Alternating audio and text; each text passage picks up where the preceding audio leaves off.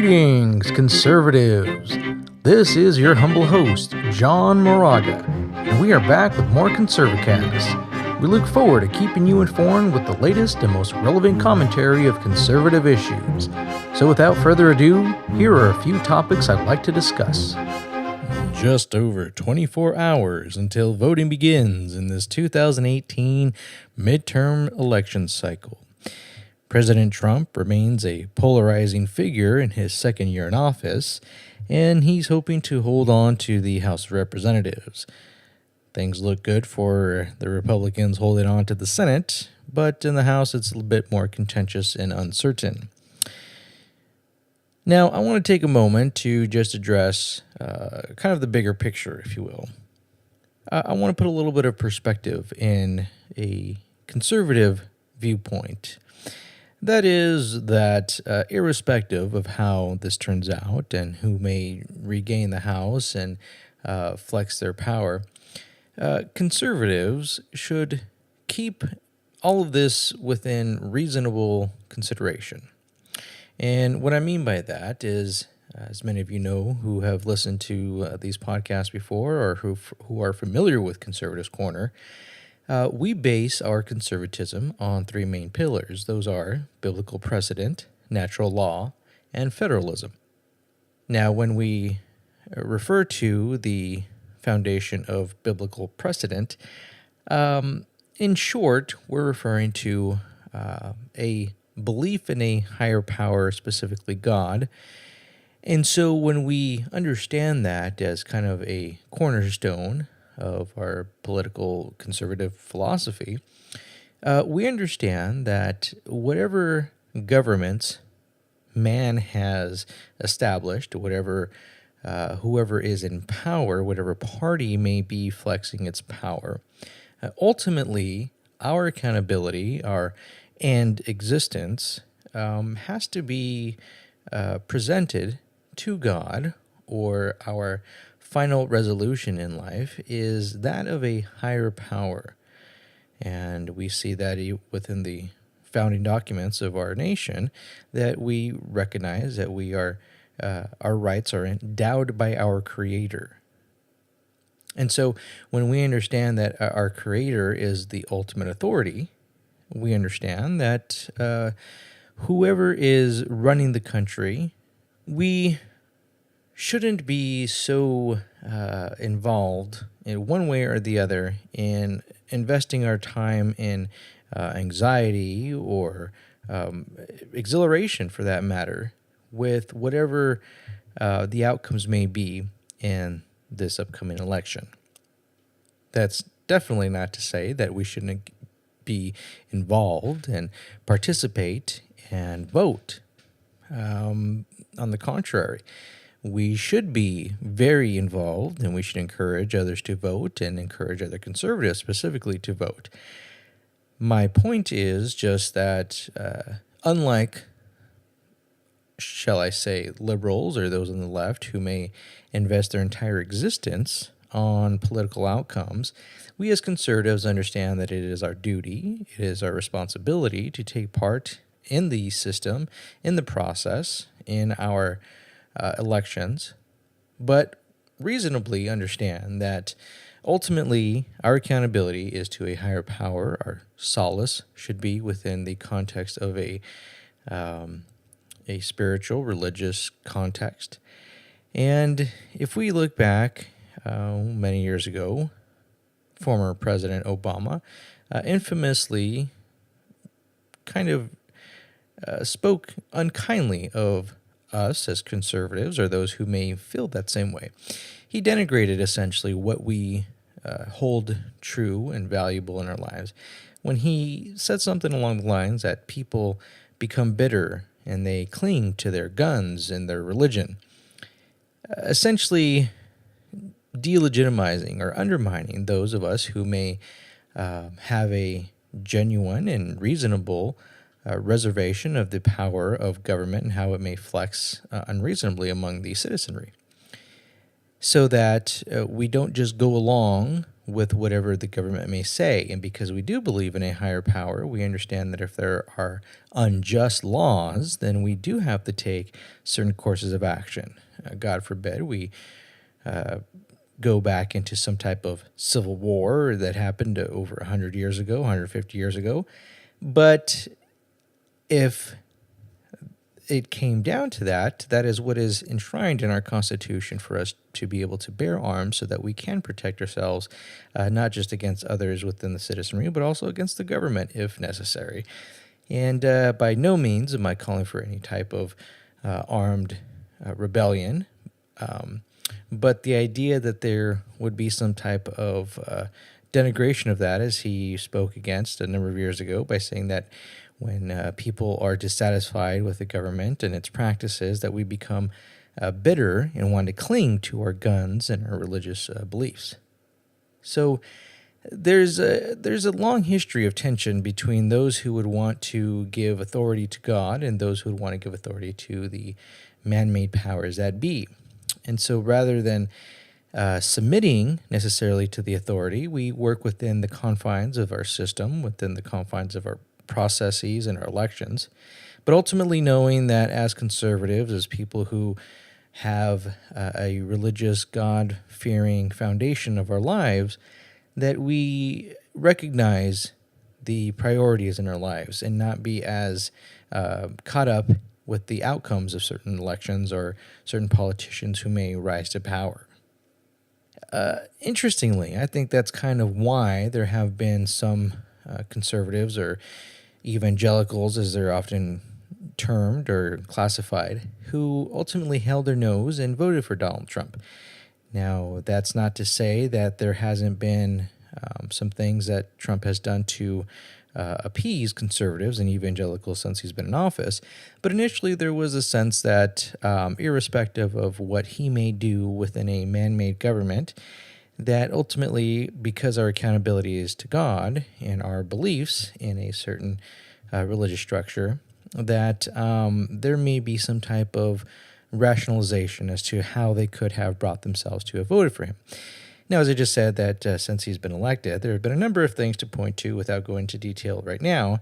There are some things that conservatives can at least point to where they can feel comfortable with the decision that they have made.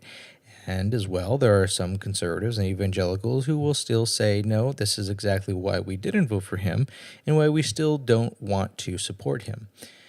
That aside, my point is just to address the importance of keeping our head straight and not losing all hope simply because of one election cycle.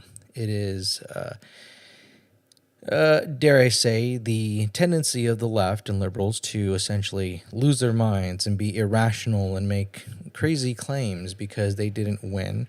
But as conservatives, I think it is important for us to remain calm and take things with a grain of salt. In our next ConservaCast, I'll be breaking down some of the election results and how they turned out, who may have won, some of the surprising results and some of the not so surprising results, and what may be a projection based on those results as to how Congress may move forward with certain legislation or any particular agenda that there may be. Now, another thing I find interesting is that as we approach this election cycle, that a lot of celebrities have tried to get involved, and they always do whenever there's an election cycle or a candidate that they support. Ever since I can remember, for decades and even before I was born, and it's just been kind of a trend that they feel that their voice and their opinion actually matter more than they really do, and they have an influence, or they think they have more of an influence than they really do among the electorate. Now, there may be a handful of people who may be persuaded by their opinion, but I think even some of their fans and those who follow their careers may even scratch their heads as to why they're getting involved in politics in the first place. I've always found it a bit confusing as to why they would waste their time doing such things. They may feel more empowered, but I recall my own days in, if you will, the industry or in Hollywood, Obviously, I'm not a super well-known celebrity, but I did spend a number of years as an adolescent, as a on sets and TV shows and commercials, and definitely had some behind the scenes insights that the vast majority of people would not have had. And so I'm quite familiar with that whole culture and industry and how it operates. And unfortunately, there's a very large percentage of those who are just basically even more narcissistic than they claim President Trump may be. They're filled with themselves. Their egos are bigger than the earth, and some reason in their own deluded minds, they think that they can persuade others to follow them. And actually, they may persuade a small percentage of people to do so, but not nearly to the extent that they think they do. And so when a lot of these celebrities do get involved, it really becomes, in my opinion at least, a very annoying and silly. And I mean, it's entertaining to laugh at them and their futile attempts to try and be influential. But for the most part, there's really not a whole lot of weight that they hold or that they can pull. So it's election time. It's almost like you can see the costumes that are worn on Halloween or the Christmas trees that are lit up for Christmas around stores.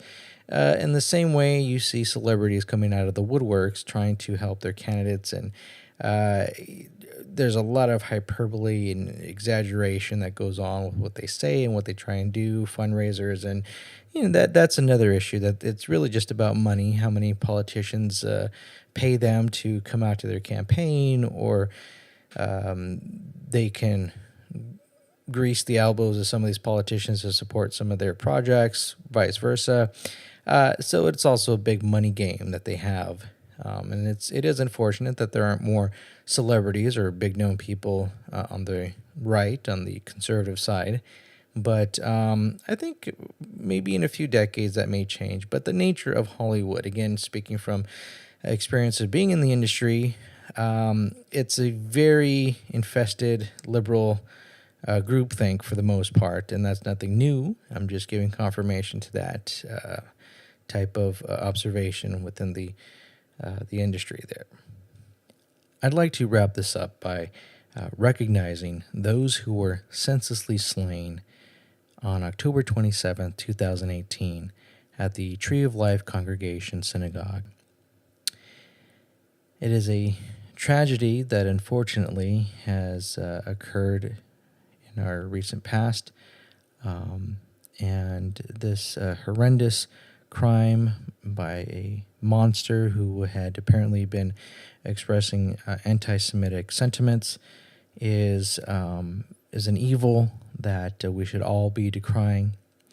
And it's unfortunate, actually, that some of you who may not know, Vice President Mike Pence was at a political rally for a political candidate who was running for office on the GOP ticket. Her name is Lena Epstein. And they had invited, well, actually, she was the one who had invited what is known as a Messianic Rabbi to give prayers and thoughts for those who were slain. Now, if you're not familiar with what a Messianic Rabbi is, it is a Jewish rabbi who believes in Jesus being the Messiah and has some parallels to Christian thought. And so because of that, there are those in the larger religious Jewish community who do not agree with that particular set of ideas and religious tenets. And so they had come out to renounce this Messianic Rabbi for giving prayers and being so public with his acknowledgement of what had happened in such a public forum with the Vice President of the United States and a political candidate from the GOP. It became a small controversy in and of itself that raised some eyebrows as far as being a considered a representative of the Jewish community, even though there is some disagreements with what they believe. And the candidate, Lena Epstein, had come out to defend her decision to invite this rabbi, even though she is not of his particular faith or belief. She wanted it to be known that she intentionally did this in order to try and bring some type of unity, some type of ecumenical gesture to unite people in recognizing this evil, irrespective of our religious beliefs, essentially, that there is a need to offer condolences and join as a people in renouncing this. And so it's unfortunate that in the midst of all this, that kind of got lost, because this is universally a tragedy that whatever religious denomination you may come from, we don't necessarily need to have a theological debate as much as recognize that objectively this was a nonsensical, a horrendous crime and tragedy. And so I do want to overall recognize those who were slain, and there is still ongoing funerals being planned and observed and attended. And so our sincere thoughts and our prayers do go out to those families who are mourning, and we do ask that they have some peace. We have our own religious beliefs, and we do hope that they can find their way to truth in what we may believe. But ultimately, from a human standpoint, there is a time for recognizing our religious differences, while at the same time extending a loving hand and arm in this time of grief. And in particular, this is a sensitive situation, even though there have been previous mass shootings and slayings in schools and churches, and this is unique in that because it does involve a synagogue and anti-Semitic sentiments. There is a history of that, and the previous century and centuries before. And so this isn't just in and of itself a mass shooting as much as it is a recognition of how there is religious intolerance. There is a sense of, the phrase, "we will never forget" from the Holocaust. Obviously that was an extreme, but it derives from the same seed. The same sentiment is sowed, and it can easily blossom. And there are instances over in Israel that are still being fought. And so when we see it here on our own soil, it even further highlights the need to try and bring some type of calm and unity amongst those who may experience anti-Semitism. And so we do, again, just want to send out our thoughts and our prayers on behalf of Conservatives Corner, and for that matter, conservatives across the country and across the world. And just very quickly, I want to remind you to keep an eye out for some of the previews and sneak peeks that we'll be posting for our courses in Biblical Precedent, Natural Law, and Federalism. Pretty soon, we'll be posting up the new syllabus for Biblical Precedent, and we think you might find some things interesting there. We've intentionally blacked out some of the things on there so that they don't get compromised, or people take some of that material and try and develop things on their own. But it is exciting, and we hope that you can find the time to consider taking some of these courses and getting involved in the coming months and by next year. If you haven't already, please check us out at GoFundMe.com/Conservatives Corner. GoFundMe.com/Conservatives Corner. Once again, that's gofundme.com/Conservatives Corner. Thanks for joining us once again, and we hope you will invite your friends and family to join us in our efforts to champion conservatism for generations to come. But it would be nothing, not a woman or a girl.